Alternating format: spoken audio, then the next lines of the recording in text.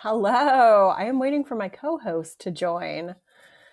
And so I will wait and see where Vinny is.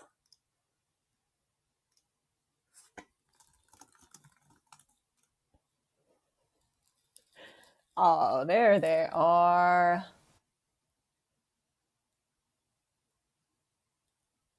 Okay. Let's turn the video on. Hey, can you see me? Hello. Hello. No, I can't see you. Yep, now I can. Hello. Bonjour, ça va? Sorry, I was here, sat here waiting to start the show, and then I'm like, oh, it's 3:01. What am I doing? I had the awkward silence by myself. You're very used to that, though. Hey, Summer, when you try and start conversations with people. Yeah, actually, it's true.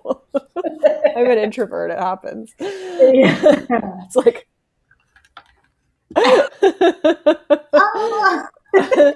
the awkward pause. Okay. Mine says it's simulcasting, so hopefully that's working.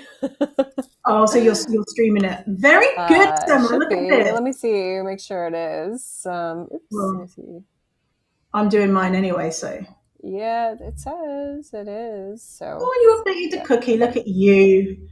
Just okay. Pro. What are we talking about today, Summer? I'm excited for this one. We are talking about the TV shows and movies that messed up our body image as well as our audience's body image. Before we start, Death to Diets is a show that we created where we look at the ridiculousness of diet culture and beauty standards and just kind of more topical things that have happened in the world of dieting or body image or any of the kind of work that we do. And yeah, we unpack it here. We ridicule it. We give people advice, and we do not judge or blame anyone that engages in diets. More, we critique and reflect on the culture of dieting and the issues around that. Do you want to introduce yourself? I am Vinny Welsby, V-double-licious, super sexy person, and I am a fat activist, non-binary, fat, amazing human being, and I teach about unlearning fat phobia. What about you, Summer? I'm a professionally trained life coach. I specialize in body image, self-worth, and confidence. And I also host a podcast called Eat the Rules. And yeah, we're buddies, right? We're friends. We are friends. And you know what, Summer? I made the biggest mistake of my life. Before coming on here today, I ate some trail mix. And now I've got trail mix in my mouth. in my teeth. Oh, You know what I mean? Do you know what I mean? yeah. It's fucking the worst. So if you see me like this going with my fingers in my mouth, then you know why. So, Well, at least you're not eating it while we're trying to record. That would oh, make can you for imagine? really good audio. So I love the fact that you said, "Oh, it's topical. We do topical stuff," because there's so many of these things that I'm like, "Oh my god, I blah blah blah. I need to talk to someone about Yes. bullshit that I'm seeing." There's a show I'm watching right now. Right now, as we're streaming, I'm watching a show. No, right now, like in the evening, and it's getting on my tits. And I was like, "Oh, well, Summer can tell me. I can talk to Summer about it." Yes. So, Yes. I've got some of those too. Go on. Sorry, I'm interrupting you. No, I interrupted you. Yeah, I just said big part. yes. I was going to say, so what are the big things, the shows or movies that fucked up your body image? Yeah. So, I was really reflecting on this because I saw that this was like a couple months ago, and I saw a rerun of Friends, and I was like, oh my God, like this show totally warped my body image. Did you watch Friends? I loved Friends. I remember it'd be showing on Channel 4. No, was it Channel 4? Yeah, Channel 4, 9 p.m. Friday night. Watched it religiously. Yeah, like I got the same tattoo that Rachel got. That's how obsessed with it I was. What is that? What is the tattoo? It's like a little heart on my lower back. Is it like, where Rachel got it? Yeah. Oh like, my God. Yes. You super fan, you. Can I please disclose that I was 16 years old when I did that? So I was like not very, my frontal lobe hadn't fully developed. Well, hang on a minute, Summer. How do you explain the that back tattoo you got a couple of weeks ago of Monica's face? Because you are not 16 anymore. Closeted, obsessed fan. Yeah, so you watched that show. This was the time, and this was some of the feedback we got from the audience, right? Like that shows kind of in like the late 90s, like early 2000s. That was when like, quote unquote, actresses were like competing to sort of be the thinnest. Like it was sort of this new ideal that came out. Like we had gone from, women having like just like they were still really thin, but to like extreme thinness. And when I went back, when I saw this rerun, I was like, oh my God, like they're so thin. And I'm not thin shaming at all, but it was more just a reflection of like, wow, this really, like I can see how this warped my own perception of my body. And then I think you're probably familiar with the character of Fat Monica. Do you remember that character? Yep. Like horrible character that pretty much was, the walking stereotype of everything that you would associate with like, like with fatness in a very, negative way, like what our culture has sort of made us believe. And then, like the newer thin Monica being the one who like everybody likes and she's attractive and all this other stuff, and just really feeding into this, this belief that you have to be thinner in order to be, worthy. What were your thoughts? Like, what were your thoughts on that when you were like, you must have been, because you're younger than me, you would have been even younger, sort of taking that. Yeah. In. So I remember that she had a completely different personality. Yeah. Like, I just remember her being like weak and being like, I'm so disgusting and horrible and, yeah, just a nerd and like not who she is, Yeah. And a part of me was like, okay, well, I'm really shy. And so when I grow up and become thin, then I'll become like Monica. I'll be like confident and fabulous and, date Chandler Bing and all that type of stuff. Because that's what happens when you lose weight is you get a new personality and you become confident, which obviously you don't. But that hope that I was still young, like I was probably 14, 13 and being like, okay, well, that was Monica when she was young, and so I've got a limited time until I better become thin, because it's obviously a terrible thing that maybe you might be able to get away with if you're younger, but certainly not if you're an adult. Wow. Wow. And like, did you remember that? Like, was that something that kind of stuck with you, or had you forgotten about that? No, I totally remember that. And yeah, because that's the scene where she stabbed Chandler's foot. She dropped a knife on Chandler's foot and he lost a toe, right? Like, yeah. I just remember it so badly, and how shameful it was that she had this secret past of being fat. Like, fat was this like her past of being a serial killer, that she had to hide it away and don't talk about when I was fat Monica because it was so embarrassing. Yeah. It's such cheap humor too. Like, it's not even like, it's so just lowbrow and like yeah.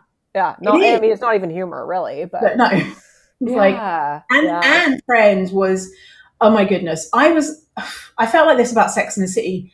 They're so diverse because they have like a dark hair one, they have a stupid one, they have the funny one. So they've got all of the characters of humanity there. Like, yes, it's and no matter, also like with the fat phobia, but it was also problematic in a gajillion different ways. One thing that really stands out for me was transphobia. Chandler's dad was trans, or maybe a drag queen. There was some sort of exploration of gender there, and it was like this hilarious punchline to make fun of the dad. Oh, I don't remember that part of it. Wow. Yeah. I mean, and like, who can afford to live in New York in that size of an apartment in New York as well? Like, just as a side note, right? It's the most ridiculous thing. That would be worth like millions and millions of dollars. I know. Even if we lived in an apartment that size now in Vancouver, we'd be like, oh, hello, pretty impressive. God, so much bigger than my house. Yeah. And then, do you want to do one of your shows, or do you want me to keep doing some of my You keep shows? going with yours. Okay. So the other one that I wanted to talk about, which is interesting because other people in the audience said this one too, is America's Next Top Model. Did you watch that one? Another one that I fucking love. ATM. I was always working those smizes. Do you remember the smize? The smize. Yeah, the smize. Yeah. But I love that. Tell me why that fucked with you. Well, for one, I mean, like, the again, it's like extreme thinness, thinness. But do you remember what they always had a token plus size model? Do you remember what size the token plus size model was? Oh shit. I don't even remember there being one. Like, cause really? Like, but they must have been max a size 10. Size 8. Oh, of course. Really fucking fat. Size 8. Basically, very small. Very small. And so I remember thinking, like, in my own, distorted mind, that like, oh my God, being a size 8 is plus size. Like, wow. Then, you know what I mean? Like, first of all, like, that's a terrible thought just anyways.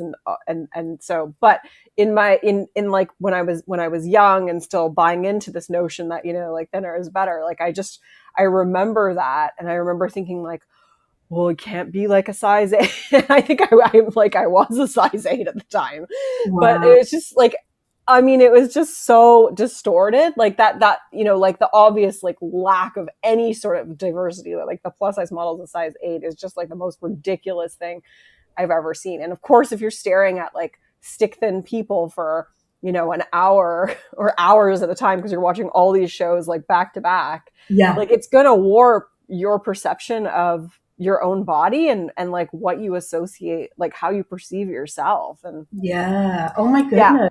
Yeah. I can't remember like the plus size models. It must have been like next seasons or whatever. Maybe I didn't watch it enough. But I'm so glad that didn't stick in my mind, because size 8, I haven't been size 8 since I was 8 years old, probably. Like, it's like, so if there were plus size at size 8, I would have just like shit in my trousers. The only good thing I remember about ANTM was the height requirement was 5'7", and I'm 5'7", and I was like, I could be a model when I lose weight. So when I get older, because I'm going to be thin when I'm older, at least I'm tall enough to be a model, because I'm definitely going to get onto ANTM and be a model. But as well, alongside the just stereotypical beauty ideals, was the amount of inappropriate stuff that they did. Do you remember the episode where they put people in blackface? No. Oh my gosh, no.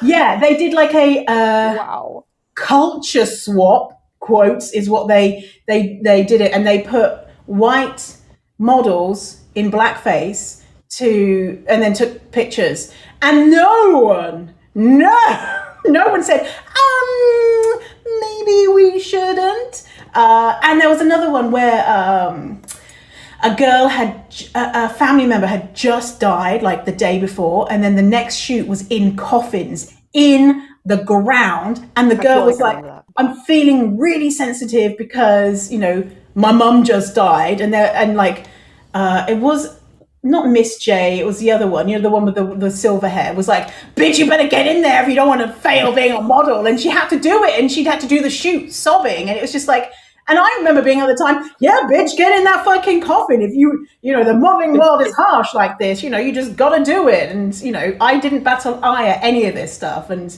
yeah, I was there judging their bodies like the judges were. I thought I was a Miss J, being like, oh, look at her walk, it's so terrible. When, I couldn't do a fucking model walk.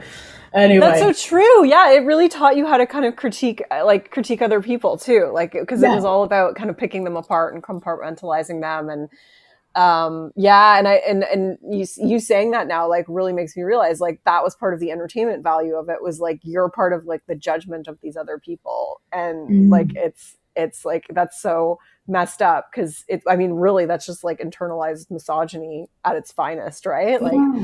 Kind of teaching you to just objectify another individual and break them down and think oh, they're not good at no, they don't look good in that picture, or their arm looks funny, or whatever, you know what I mean? Yeah, and it's just so hyper focused on looks. Hyper focused on looks. And I have a funny side story. When I was 12, I went to a modeling camp. Ooh, did you? Tell me, Internet Next Top Model, tell me everything. They told me I was too fat. No. Yeah. Come on, you were 12? Yeah. You want to talk about things that messed with me? I remember that. Yeah, exactly. And I had this really, really fucking feisty best friend at the time. Yeah. And she we got into a lot of trouble together. She was the one that kind of led me down a bit of behavior that was probably not appropriate for my age. But she actually went to this place without me knowing or anything like that, and she just walked in there and fucking reamed them out and was wow, you people are just oh my goodness, that was pretty badass of her. And how fucked up that is to say to a 12-year-old. I mean, what? I know. So they said, they were looked you up and down and was like, too fat.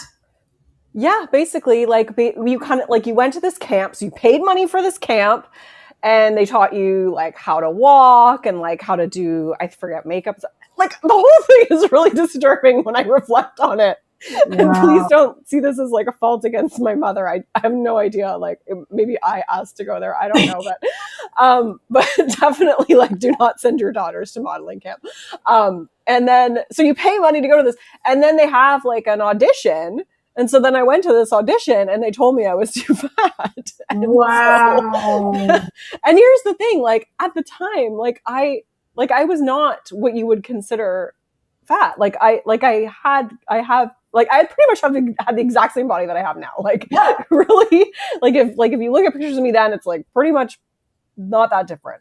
And so definitely, some curves, more mid-size, but not and not that there's anything wrong with being fat, but to call me that, and it's just not accurate. It's yeah. I mean, it's just like and obviously they use it in a derogatory way and not in like a positive way, like to say like you can't be part of this. But yeah, I just wanted to throw that in there because I totally remembered that. I never knew that about you, Summer. Well, next time we hang out, you're going to teach me your model walk, obviously. Oh yeah, you just watch me. You just watch me walk. I'm like, let's go get some lunch, Summer. And then I see you walking down the street. I'm like, who is she? Look at that walk. Just putting some sass in that walk. With like mud stains on my jacket and like my mom fanny pack. She's so fabulous.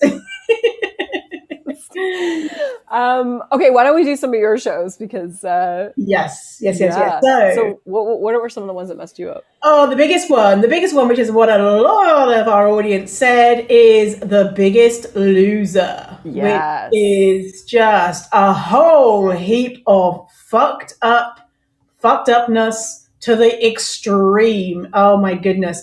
And I loved it. Did you used to watch that show? Oh yes.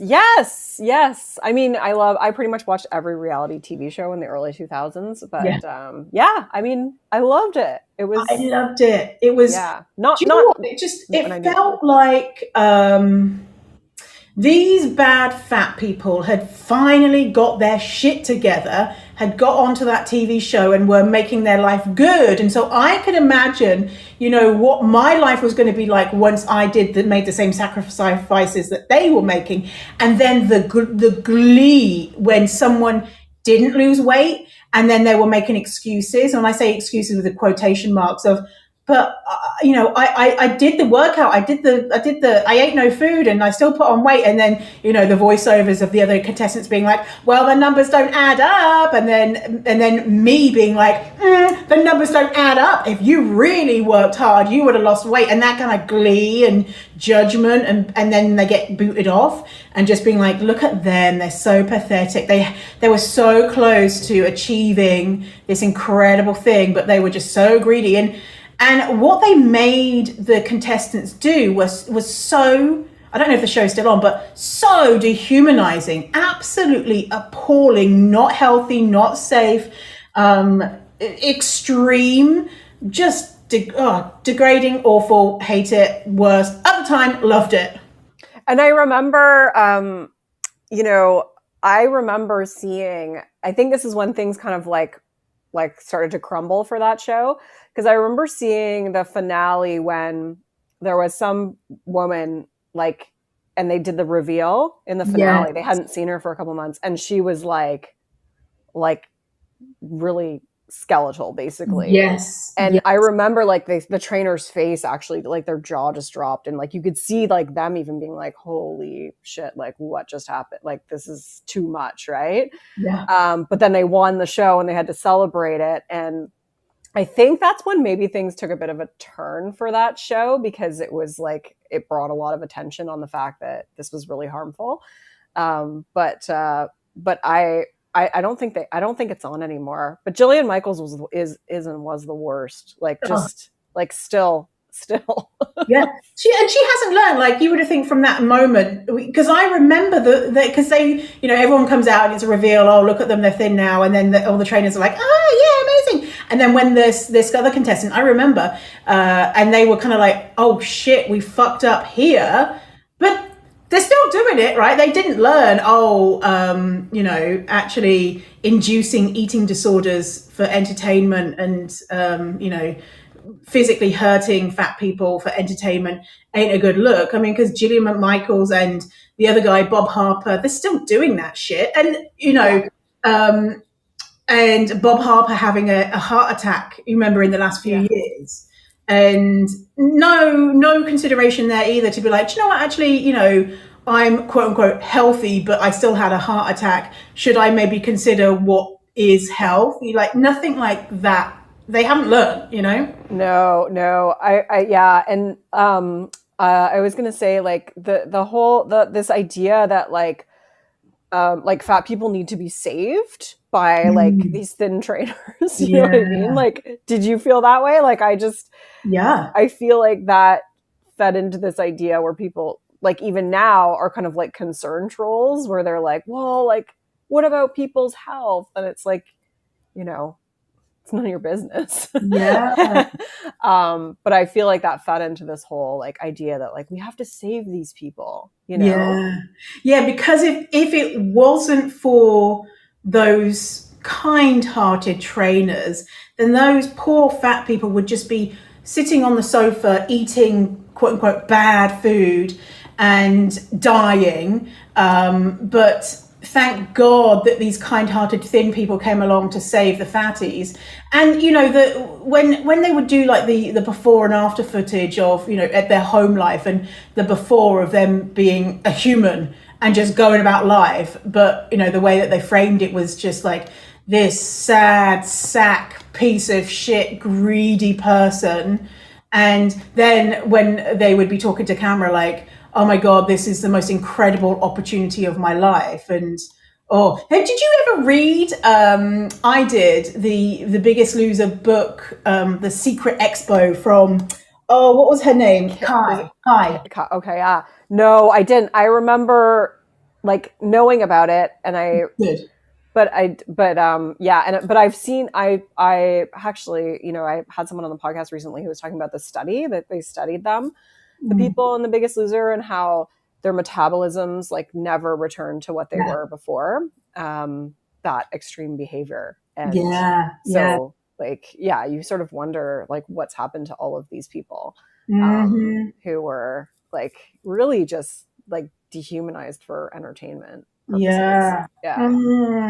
Yeah, that was from New York Times that wrote that piece about basically as well the deep feeling of shame that the people who haven't unlearned fat phobia and diet culture of, I had this great opportunity and I had lost weight and now look at me, I'm fat again because of my greed versus because my body is doing wonderful things to keep me at a weight that I'm happiest at and my metabolism's fucked and la la la la. So I just if anyone has been on a weight loss show or anything like that, or well, anyone's been on a diet, then you know, feeling that shame, I just want to give them a big hug and be like, it's not your fault. Your body is doing what it wants to do. Yes. Yeah, because there's a lot of feelings of failure and just like something's wrong with me and why can't I figure this out? And it's not your fault. Gosh.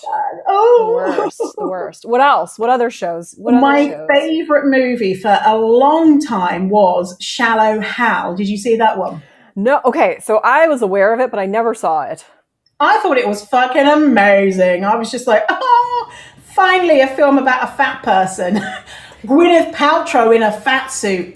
Okay, yeah, that one. Mm-hmm. Awful. And so Jack Black is a raging fat phobe as well, unfortunately, even though he's been positioned as someone who's fat positive.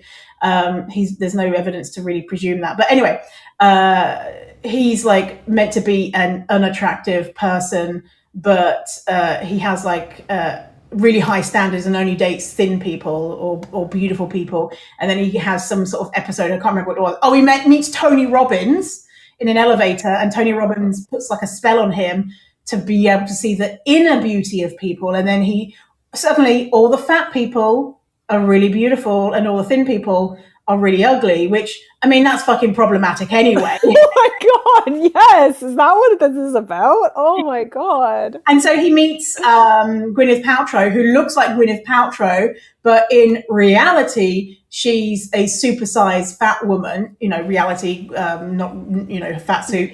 And she's really shocked that someone like Jack Black would be interested in her. And his friend is like, oh, she's so minging. She's so disgusting. How would you date her? And at the end, nothing is learned. It's just, oh, how there's a fat person who wears big underwear.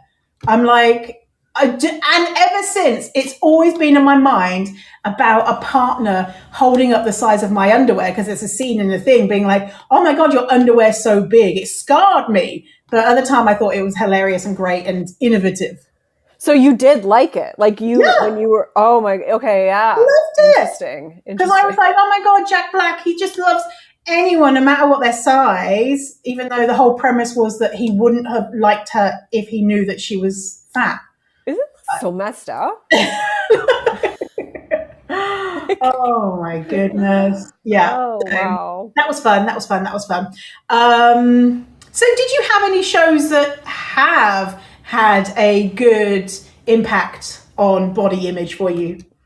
Yeah, I mean, I don't think there's any, prior to like 3 or 4 years ago. Yes. I think the best one that we've seen recently, which everyone sort of echoed when we asked them, is Shrill, right? Yeah.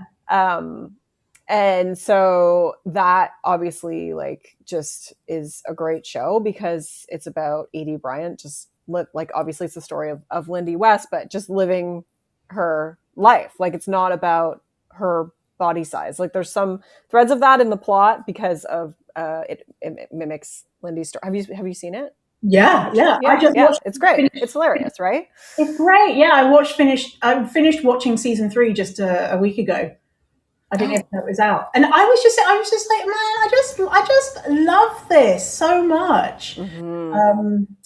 Yeah, and just scenes of her having sex. I'm just like, fuck yeah, and it's just to normalize fat people being seen as sexy and attractive and successful and complicated and imperfect and all of these different things, because fat people are normally the funny fat one or the loser fat one, or very 2D characters, but it's just really beautiful to see. Yeah. I think like another show that I've liked recently is The Sex Lives of College Girls. Did you watch that? I haven't seen that. No. It doesn't like it doesn't have like a ton of body diversity, but it has like, people who are more like a little more normal. Like it has more diversity just in general in terms of um, abilities and races and and gender and things like that. And so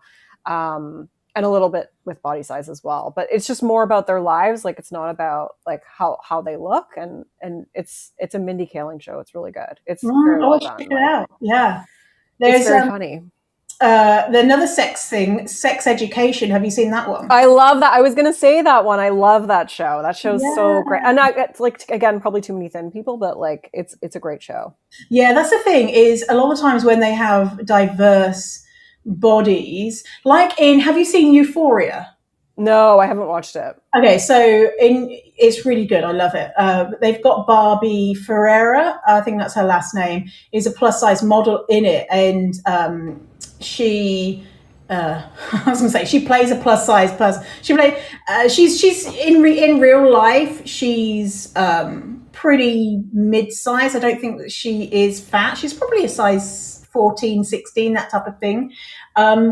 She is she's a model, right? So she's a model, and so we'll have this representation of diversity and all of and Euphoria. We've got an amazing trans actor in there as well, and great diversity. But all of these people are literally models, and so where they have a fat person, but it's a fat person in the right way.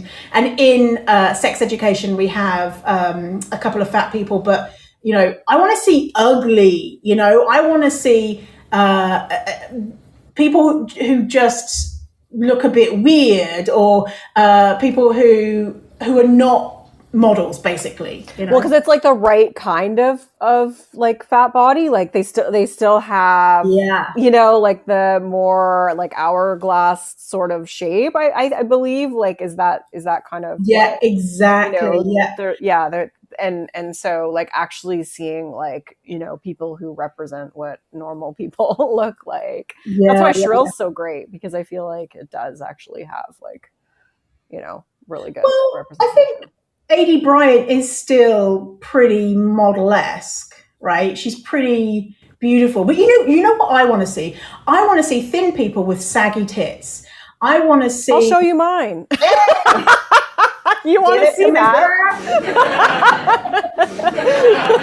Do you know what I mean? Like, I want to see, because who is walking around with like, the type of tits that we see in shows? Like 2% of the population, right? I want to see tits that fall into people's armpits on a young person, because I know that's what my tits did when I was young, and I didn't see any of that, right? I only saw like, oh, if you're a young person, your tits are to the ceiling, and you know, and I want to see fat people with saggy tits. I want to see fat people with big hanging bellies and flat bums, and disabled fat people and trans fat people, and all of the, like, I'm just so greedy and want it all, Summer. Give it to me all of it, please, now. I know.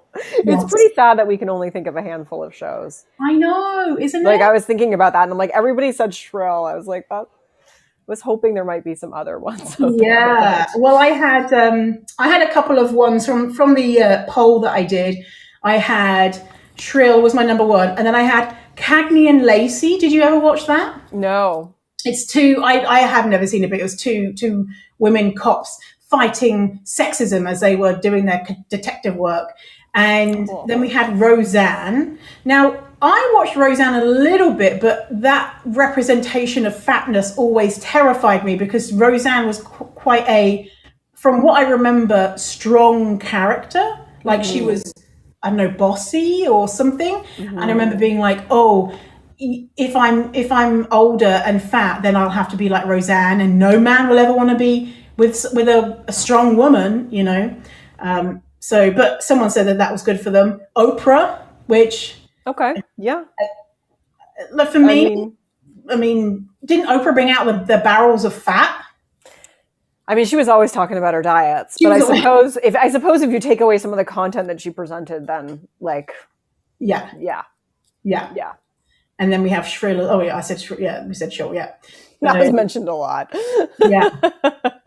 Yeah, there was a weird show on in the UK and in Europe. It was called Eurotrash. Did you ever see that? No, but it totally sounds like something I would have watched. It was just the weirdest fucking thing. It'd be on at like midnight, and you'd be like on Friday night or something, and you'd secretly have it on quiet and then quickly turn it off if your parents came in, because it was basically, I don't know where it was from, Germany or some Eastern European accented host who was like a little bit creepy and a little bit suave, and they would have these really diverse kind of sex stories. And so they'd have like porn stars and people making art out of their pubes, and people shitting on each other, and like weird stuff, and also diverse stuff and normative stuff too. But yeah, you'd watch that and be like secretly turned on watching, you know, some stupid fucking story about, you know, people going camping naked. But it kind of showed real bodies, and so that was the only thing from when I was young. So I honestly can't think of anything. And it was interesting, like when we asked people, because I think we both found feedback that everyone was like, basically anything in the 90s and 2000s was like just awful. Yeah. And and then like a couple others that people mentioned that were problematic that I totally remember, like Bridget Jones's Diary. Like I remember like, yeah. I mean, it was like a great movie, but then this focus on like her weight and the fact that she, like, I remember she had to gain weight for the role. Oh, did she? Yeah, she had to gain like 20 pounds or something for the role. Oh, well, she's used to that trick now, because in her new movie, she's wearing a fat suit now in her new movie. Oh, okay. Mm-hmm. Yeah. Anyway, carry on. But yeah, but it was like she wrote like her weight in her diary. Like, I don't know if you read the book, but no, I watched the films though. Yeah, and so it was all about like what the weight was, and like she hated it, and then trying to lose like that was just like this kind of undercurrent of the entire plot line. Yes, it was. And that she was so useless and fat, and really she was very, very straight sized, like with a little bit of yeah. Like I remember at the time, like I think I was the same size as her, and I was like, oh my God, like there's something wrong with me. Yeah. Like, you know what I mean? Like it's just like, no wonder so many people of that generation have body dysmorphia. I think that's like a real issue. My God. Yeah, they're just, all of the media is just, you know, from that time. But even saying that, the thing that I was watching recently that I wanted to mention was, and you were thinking about this too, all the new dating shows that we have nowadays is all like fucking bikinis on the beach. like models on the beach trying to learn how to date, too hot to handle, and even the most cutting edge one, Love is Blind. Have you seen Love is Blind? No. The premise is, will you be able to fall in love with someone without even seeing them? And will you still love them after seeing them because they could be unattractive? Of course, every single motherfucker on the show is a model. And so, they fall in love, the doors open. Oh, look at that. Oh, two models. We can find each other attractive. But, sometimes there might be a bit of conflict because it will like, oh, actually, his hair is a different shade of brown that I like. I like more of a mousy brown and his is a bit darker. So we have to call the wedding off. But they've done one season and now season 2 is out. And I think they have tried to include a little bit more, more diversity. And so they had a couple of fat people who didn't make any of airtime, no airtime at all. But two of the people that are in it, so no spoilers if you haven't seen it, by the way. Two of the people that are focused on, two female characters, both of them are former fatties. And so there's a fucking violin out being like, I used to be fat and it's such a shame. Very fat Monica vibes. And so they're like, oh, will he still love me because I used to be fat and now I'm thin and a model? Will he still love me because of my dark past of being fat? And I was just like, boo fucking who? You are so normatively attractive and you used to weigh a little bit more, not even like fat, like mid-sized fat.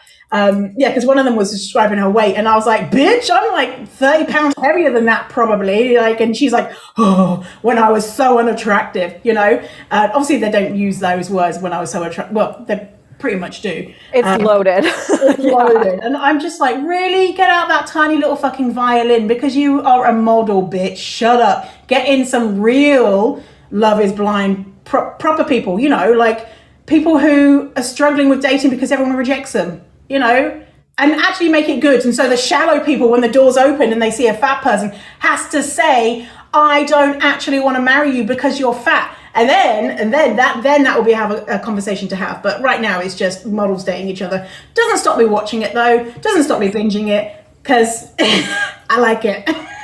Yeah, I know. I never watched those shows, but I ended up watching Bachelor in Paradise, the Canadian edition, because anyway, it doesn't matter why I stumbled upon it, and then I was like, oh, I'm not tuning out like this. I'm completely sucked in and invested in the rest of this series. But I hadn't watched shows like that in quite a long time, and I was just like, wow, like they just really cast like these people that I think they are models. I think most of them are just models, and that's where they're casting them from. But one thing I really noticed was that the majority of these people are they're in their 20s. They have Botox and like lip fillers, like you can tell it's really obvious. And I'm like, what? Like that wasn't a thing like when I was that age. Like that was never a thing. And so now what I noticed was just how the bar is set even higher. Like when I was that age, it was like you had to have fake boobs. That was kind of like the standard, right? You had to be really thin and have fake boobs, which like neither of those. But I used to duct tape my boobs together to try to make them bigger. Really? And then put in these like chicken cutlets that were literally the size of chicken breasts. Like,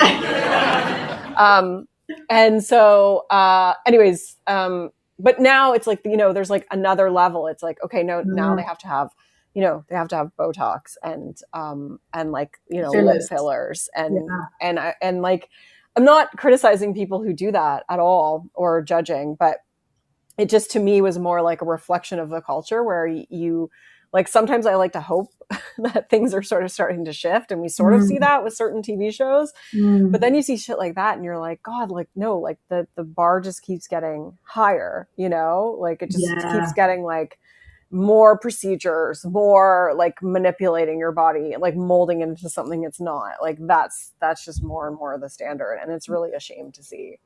That is so true. Yeah, because I remember, getting breast augmentation was the thing when we were younger, and then having straight hair using GHDs. Did you ever get GHDs in Canada? Isn't that like a drug? Like a drug? Oh, GHB you're thinking of. No, so I don't know what's GHD. It's Good Hair Day is what it stands for, but it was like these straighteners, and they actually worked. They went to a really high heat, and for the first time, people like me who had like really thick frizzy hair could straighten their hair and finally be attractive. And it was like the attractive, like with quotation marks, and it was like the highlight of my life, discovering GHDs. And everyone had them. Everyone still does have them, probably. But yeah, we didn't have things like lip fillers and Botox, and they're probably around, but it wasn't really part of the conversation then. No, definitely not. So yeah. But I know we have to wrap it up here. We could go on and on. There's probably so many shows that we could talk about. So where can people find you, Summer? People can find me at thebodyimagecoach.com. That will redirect you to my website. And I have a free 10-day body confidence makeover on there as well. You can find my podcast, Eat the Rules. Amazing. And you can find me at fiercefatty.com. My podcast is Fierce Fatty. And you can find lots of freebies and amazing shit like pictures of me on my website, and come and hang out with me on Instagram at fierce.fatty. Amazing. Well, hopefully everyone now understands why they have such a messed up body image, and maybe laugh about some of these things and let it go. But yeah, that was a good one. Thanks for being here today. That was a good one. Yeah. All right. We'll see you next time. See you in a while, alligator. All right.